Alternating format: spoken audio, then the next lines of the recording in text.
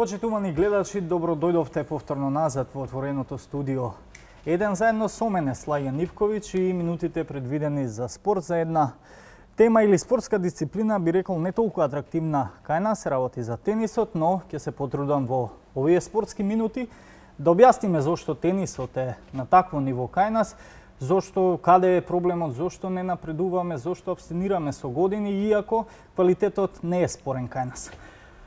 На таа тема друштво ке мој денешни гости или друштво во студиото ке ми прави Гора Србљак, наш државен, двократен државен првак и победник на 6-то MTP издание годинава, заедно со неговиот тренер Златко Димановски, кој воедно и главен тренер во Националната тениска академија. Добре дојдовте.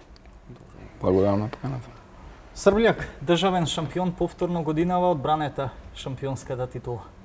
Така, значи да се игра државно првенство во Македонија за мене представува чест. Секоја година се надпреварувам. Последните 2 години давам се од себе и ја понесувам таа титула или приматот на државен шампион. Тоа за мене еден мотив и стимул да продолжам понатаму со тренирање, со надпреварување во и надвор од државата.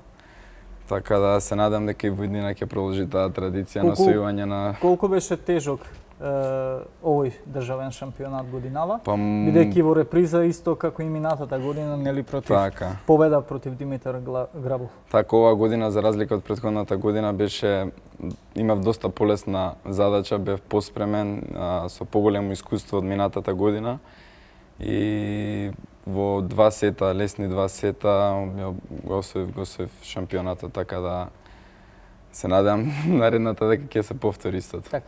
Со тренерот Златко ќе продолжиме за тоа што најмногу не засега, до каде е тенисот во Македонија. Може ли да направиме една споредба на какво ниво е сега и дали имаме некое подобрување за разлика од порано или неколку десетина години? Да, значи вака сега можеме на почеток јас нели би направил една генеза во смисла на тоа дека би зборувал прво за јуниорскиот тенис, па после тоа го познавате тој дел. За јуниорскиот тенис, па после тоа и за професионалниот тенис. Значи ние секогаш сме имале добри јуниори, значи во Македонија, значи квалитетот на јуниорскиот тенис бил на едно високо ниво во рамките на, да речем, сме држале чекор со регионов кој што е доста квалитетен, ние нашето опкружување Балканот, да кажеме Бугарија, Србија, Хрватска се светски велесили во тенисот.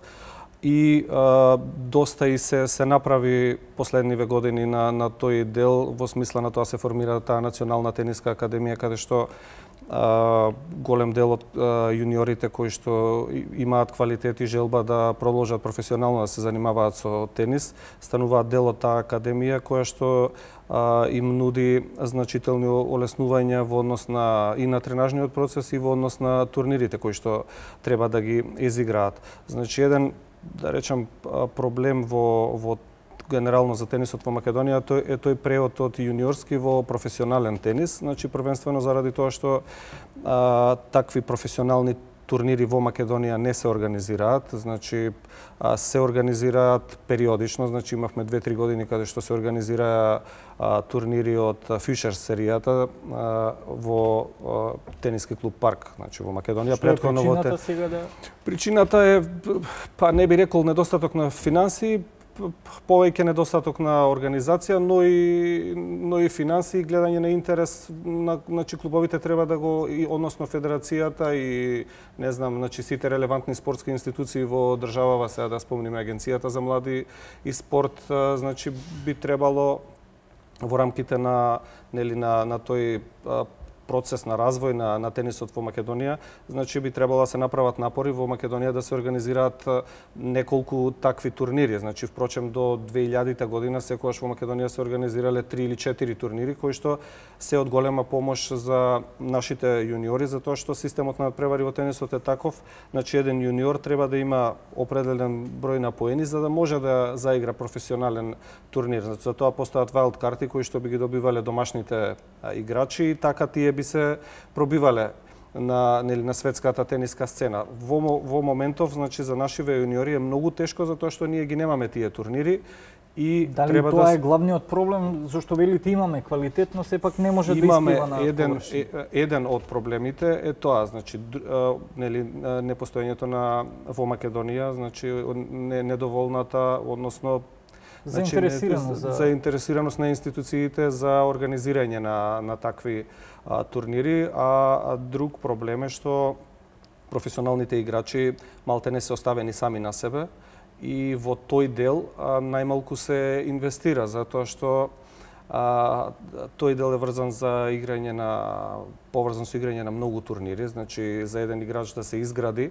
Веќе тука зборуваме за играчи кои што имаат многу високо техничко и тактичко знаење за тенисот, значи тие треба да стекнуваат искуство. Искуство се стекнува на турнири поради самата структура на тенисот. За тоа треба, значи, мислам, не се тоа некоја голема сума на финансии, ако ги споредиме со колку треба, која сума се одделува за ракомет, за фудбал, за кошарка, тоа се минимални суми во однос на тие спортови. Меѓутоа, во тенисот е проблематично затоа што до сега во главном фамилиите спонзори на играчите. Таков е случајот и со Србјак, но сепак и покрај сите тие проблеми на Србјак одлично моди. Годинава можеме да кажеме дека е меѓу најуспешните за Србјак, бидејќи за прв пат е и троцифрен рангиран на ATP листата. Така, значи, на почетокот на годината целта и беше таа да се одиграат што повеќе турнири, што повеќе интернационални мечеви, со кои ќе се стекне искуство пред се на меѓународната сцена, бидејќи тоа и се очекува. Остварена е целта на троцифрен ранкинг, следат уште 5-6 турнири до крајот на годината, каде што ќе се потрудам што повеќе да освојам поени да го подобрам ранкингот.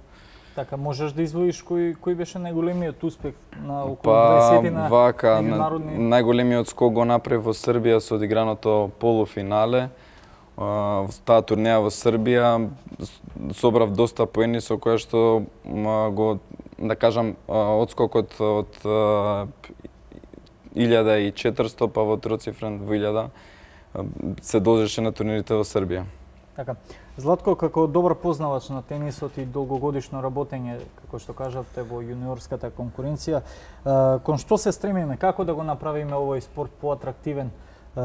Како што можам да слушнам и од тоа што разговаравме, веќе следната година имате огромен чекор за едукација на најпрво на тренери, а потоа со тоа доаѓаат и помалите тенисери и воопшто тенисерите кај нас. Па вака, значи, сите работи се за еден тенисер да се створи еден врвен професионален тенисер, значи освен што се еден многу битен фактор финансиите, значи тука е и тренерската едукација, затоа што ние во Македонија како една многу мала држава, значи не можеме да се споредуваме со светските велесили како Франција, Соединетите американски држави, Германија, каде што имаат голем број на играчи. Од тој голем број на играчи, значи по една природна селекција, од тој квантитет се издвојува квалитет. Значи кај нас ние мора многу по-стручно, поиспланирано, поорганизирано да работиме, затоа што имаме мал број на тенисери, од тие мал број на тенисери ние мора да направиме врвни играчи. Како еден аспект кон подобрување на тој дел, значи би го кажал во однос на квалитетот на тренерите кои што работат со играчите, затоа што тоа е еден процес. За следната година ние сме влезени значи успеавме да влеземе во календарот на GPTCA, значи тоа е Global Professional Tennis Coach Organization, која што е единствена организација која што прави сертифицирање, односно доделува ATP лиценци на тренери и значи едниот председателот на таа организација Алберто Кастелани и Тони Надал, значи тренерот на Рафаел Надал ќе бидат гости во Македонија и ќе го организираат тој значи конгрес за тренери, каде што мислам дека тренерите ќе се здобијат со тие неопходни знаења кои што се врзани за професионалниот тенис, затоа што ние имаме систем на едукација кој што главно се базира на едукација во јуниорските категории, меѓутоа ова е нешто поразлично. Одличен чекор, но дали имаме ние заинтересираност од страна на тренерите? Имаме ли доволно кадар? Мислам дека има. Да, заинтересираност секогаш има. Значи нашите тренери се спремни за едукација и за усовршување, посебно затоа што значи исто и тоа е да речам еден проблем, ваквите големи тренерски конференции во главном се одржуваат значи во поразвиените тениски држави, а одењето и посетувањето на тие да речам семинари кошта многу финанси, така да со организацијата на ваков вид на конференција во Македонија и тој финансиски дел да речем на тренерите би им се олеснил. Би било леснителна околност и очекуваме што поголем број на тренери да учествуваат на таа конференција. Така, за прв пат кај нас се надевам ќе стане традиција и ќе ни донесе голем успех. Гораст, одлично ти оди и на МТП, нели, Open 6 издание веќе победи тука и против едни од најдобрите ти Јотовски. Тука како ќе искоментираш играта, бидејќи маратонска битка повеќе од 3,5 часа се водеше. Точно, тоа и го се спремав за тој меч, тој го очекував дека ќе биде долг и тежок меч, како одеше мечот, се осеќа, значи грчи веќе во третиот сет при крајот, но пробуваш да не мислиш на тоа, едноставно се сконцентрираш на целта да го победиш, да го освоиш турнирот и на тактиката, на играта, на сервисот, на ударите, така да сметам дека голема работа завршив на МТП Open. Тоа е веќе 6-то издание на еден добар турнир, добра традиција, која што се надам ќе продолжи. Тоа е на еден турнир реклама и на тенисот во Македонија, бидејќи учествуваат многу деца од 11 од 10 годишна возраст па се до професионалците. 2 недели дружење со најмладите, им даваме, да кажеме, гледаат во нас како еден модел на тенисер. Докаде сме со репрезентацијата, ме интересира, бидејќи годинава се надевавме дека конечно ќе излеземе од таа трета европска зона и покрај неколкуте победи сепак еден пораз значеше и сепак останување. Така, да кажам 3 победи, еден пораз, но сепак недоволни за премин во втората евроафриканска зона. Имавме некои измени во стручниот штаб оваа година прв пат во Девис купот после 10 години. Се надеваме дека наредната година сме во преговори и да се организира Девис купот точно во Скопје, во Македонија. Тоа ќе биде голем помош на домашен терен пред домашна публика да успееме да се качиме во една група погоре. И се надам дека за Девис купот доаѓаат бели денови, да кажам, светли. Следни предизвици?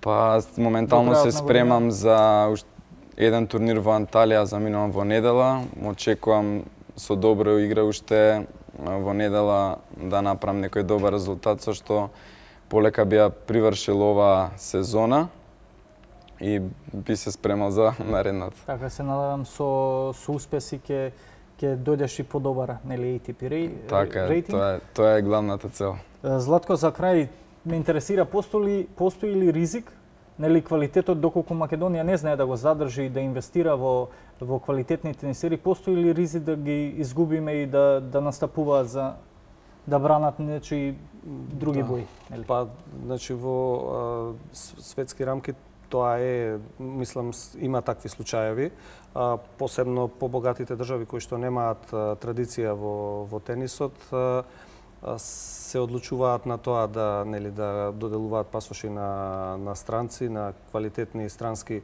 играчи. До сега во историјата на македонскиот тенис немало такви премини на македонци за да настапуваат за други нации, што значи дека тенисериве се големи патриоти. Така да се надевам дека и тој тренд ќе продолжи. Мислам дека за секој спортиста е првенствено една гордост и чест да се настапува за својата држава, така да. Веруваме дека во блиски иднина со повеќе заинтересираност и вложување во тенисот ќе имаме и подобри резултати. Се надеваме дека и ќе стигнеме до оние топ најдобри 100 тенисери во светот. Јас тука би се заблагодарил, нели, за вашето присуство денеска. Исто и на гледачите ќе им се заблагодарам за вниманието и ќе им посакам да останат и понатаму со програмата на 1 ТВ. Пријатно.